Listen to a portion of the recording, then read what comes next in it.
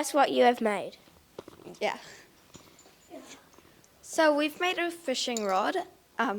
It's unfinished though. So we'll just demonstrate how it works. Well, I explain. All right.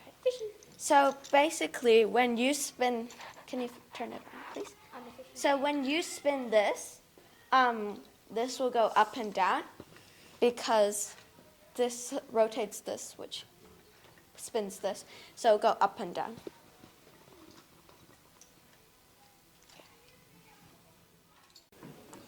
Thank you for those of you who have sent in their photos of their gorgeous pets. Just a reminder that the competition closes at the end of week 7. Each student can only enter one photo, and the email address to enter the photos are on posters around the school. Remember that there are prizes. The winners will be announced on the first edition of Royal Blues News from week 8. We can't wait to see your adorable animal friends. If you have any questions, come ask me, Christy or Brooke. Hi, I'm Julie and this is Lily, and today we'll be interviewing Hein Stoop about being a veterinarian. What do you do as a vet? Ooh, as a veterinarian, I make sure that animals are healthy. So, preventing them from becoming healthy is a big part of that, like vaccinations and stuff. And there's also animals that are sick and that need to be helped to get better.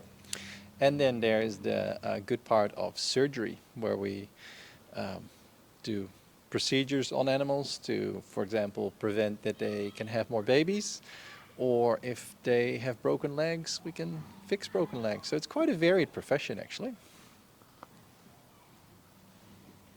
Why did you choose to become a vet?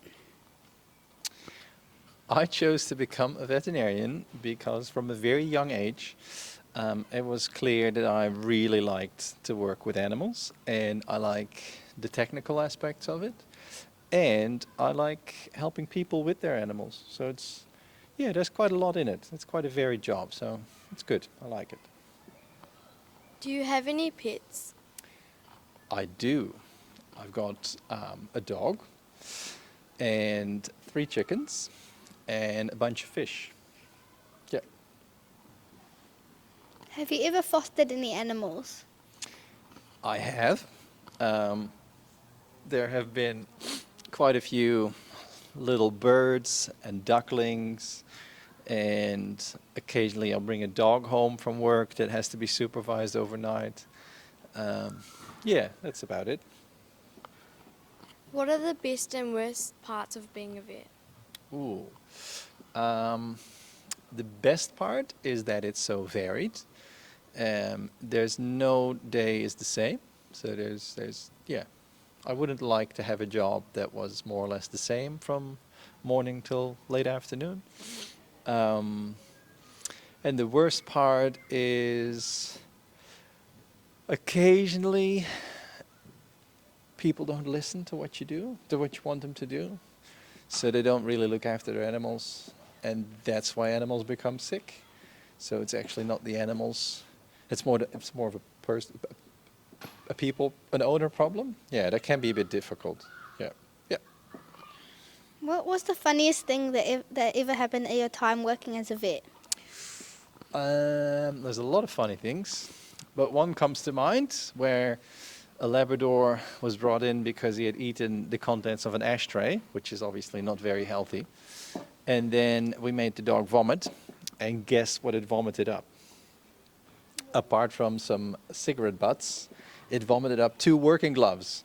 And the owner said, "Oh, I wondered where those went." I thought that was rather funny. Would you recommend this job to other people, and why? I would, if you have an interest in animals and if you have an interest in science and biology. Yeah, and if you do have to kind of like working with people as well. But yeah, I would definitely recommend it. Yeah. Do you ever have to work at night? I do.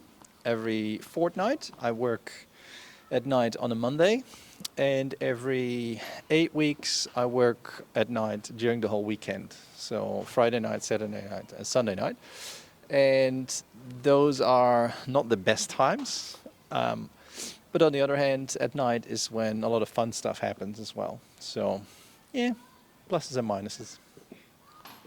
Thank you for letting us interview you. Hi, I'm Lydia and this is Julie, and today we'll be interviewing Mrs. Smith. So, what is the Winter Reading Challenge? So the Winter Reading Challenge started in week 1 of this term and it finishes in week 9, and you will be filling in booklets as you read books towards your winter reading goal. And when you finish your goal, you'll end up with a badge, and it's a beautiful lime green colour this year. So if you're aiming to get the collection, which I know some people are, that's something for you to work towards.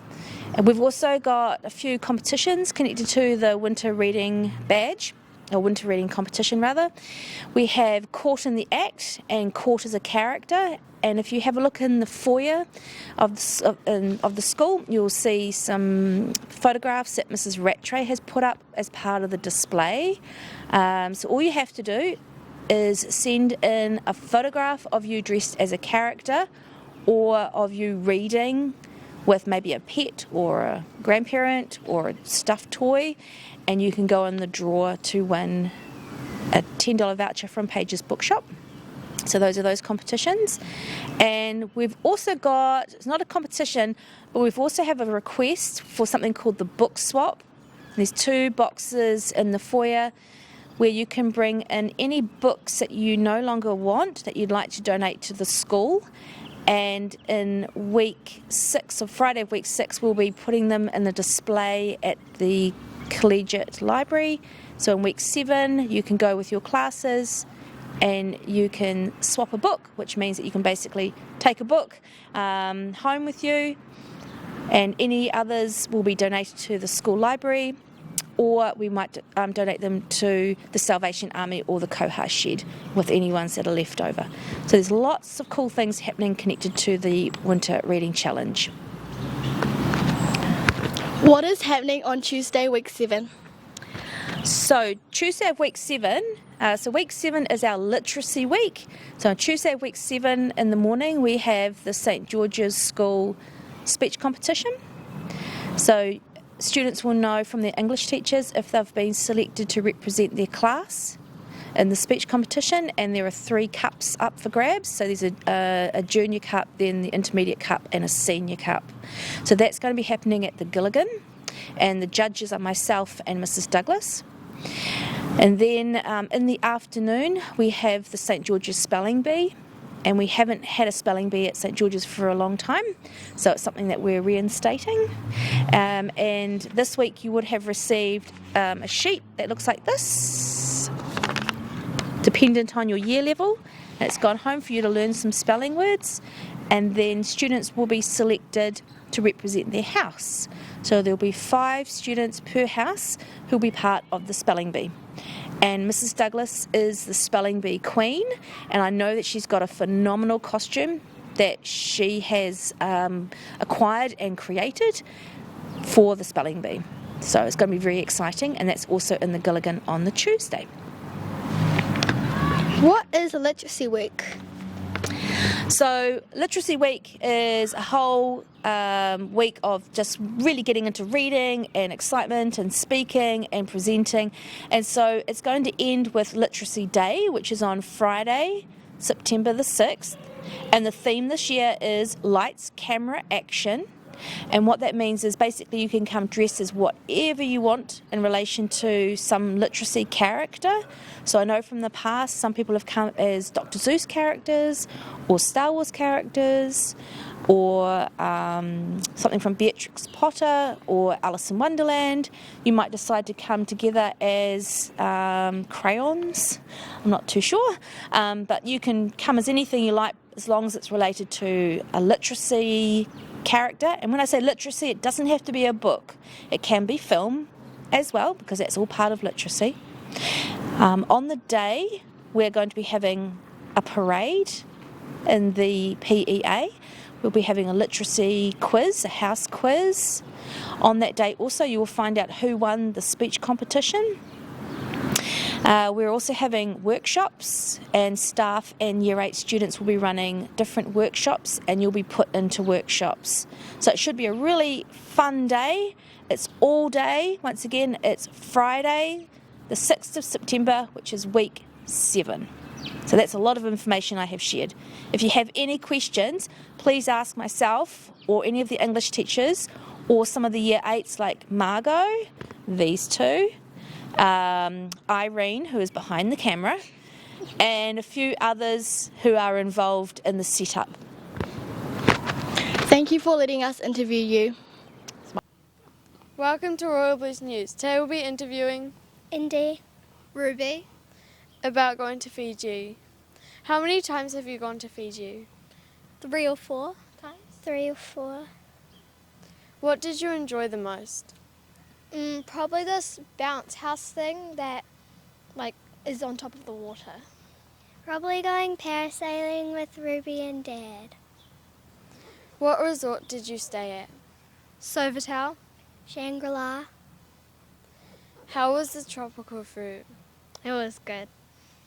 It was really good. What was the funniest thing that happened? Probably face planting into the water off of the bounce house thing. Probably Ruby getting attacked by a crab. She was like, ow, ow, and I was like, ha ha. How was the plane trip? It was good. There was no turbulence. It was fun. I watched a few movies. Thank you for letting us interview you.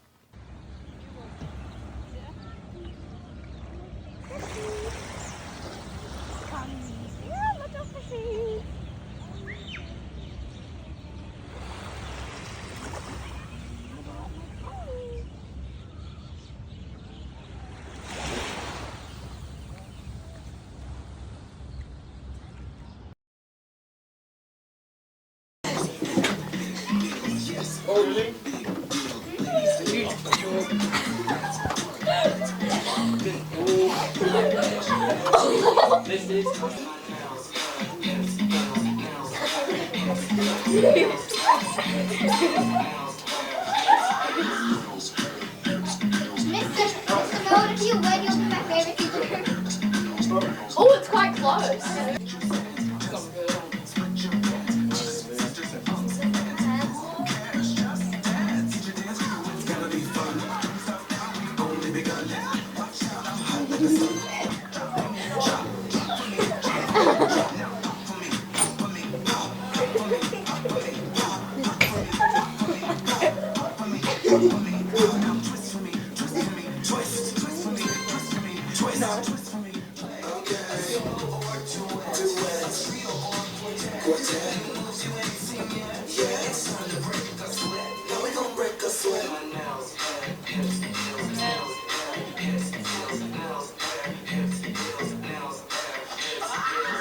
Everything, yeah. In and out. Yeah. One more thing that goes on. Sure? It's really my fault. What are you rubbing it on there? One thing. Now I'm gonna break a sweat my neck.